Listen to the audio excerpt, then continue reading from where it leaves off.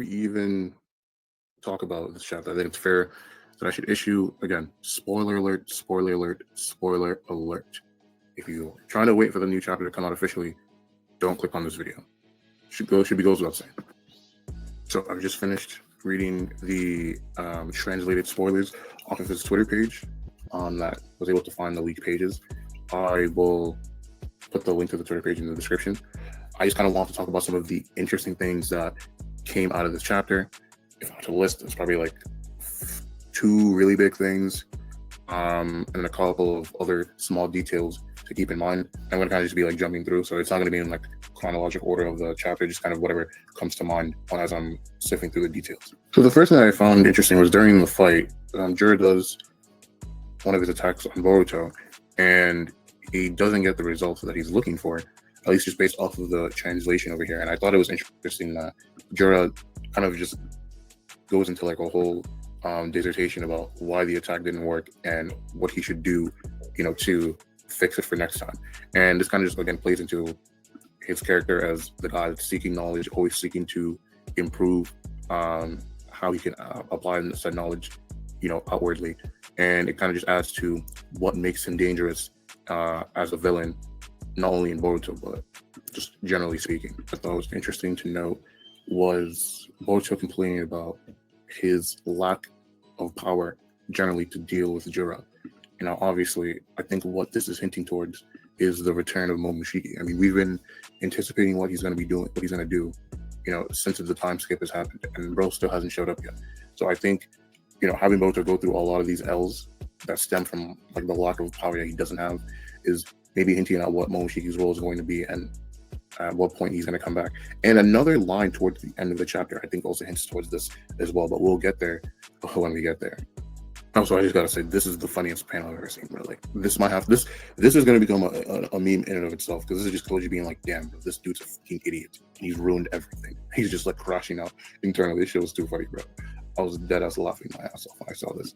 So, of course, Kawaki returns, stabs Jura through the eye, and then also as well, Kashin Koji gets like an update to his future scene ability. And before we get to obviously the main event of Kawaki coming back and doing what he did, the thing I thought was interesting to note is, at least according to the translation, Koji gets these updates, quote unquote. Well, at least the last time he's done it was 6 days prior to the future changing right now. And I thought that was an interesting point to bring up, because then the question becomes, 6 days is a pretty long time for things to change, right? And I feel like how Koji, right, if he's going to make the plans that he makes, because obviously he's not really communicating with Boruto in terms of synchronizing their intentions together. But you better hope that, I would hope that what he's doing updates in real time to account for that. So because we technically don't know how long it takes for him to get updates to the future when the future changes. So let's say Boruto finds out about that, Boruto's probably just going to be inclined to do his own thing even more than he already is. We also seemingly get hints at future fights as well. Sada versus Hidari, as well as Code versus Mamushi. Obviously, Mamushi being the one that wants to go after Ada. I think that is going to be interesting as well to see how that develops. And I think we're just at a point now where there's just so many things happening, so many plot lines to keep up with. And that's what Kashin Koji ends up seeing from his vision. Honestly, I might have to touch on that later, but I thought those were a couple other interesting things to bring up as well. But now let's get to the actual main event of why I titled this shit the way I did. So after stabbing Jura, Kawaki, at least according to the translation, says something very interesting about, basically warning Boruto that if he goes berserk, he will off him. Despite the fact that at this moment in time, literally a couple lines before that, he sounded a bit concerned about Boruto's well-being. So again, I think just like with Boruto complaining about his weakness, this is hinting that Momoshiki's return is going to be a lot sooner than what we anticipated to be.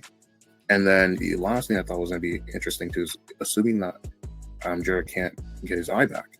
Right now, he's going to be weaker, and a lot of Jura's character so far has been, kind of the sly intellectual, calculated villain.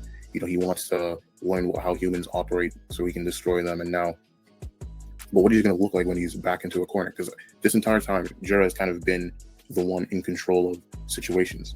And now something's happening out of his control where his eye's gone. At least presumably it is. So it'll be interesting to see if, you know, he's still able to keep that same cool-headedness, or if it was kind of just a facade for him to crash out.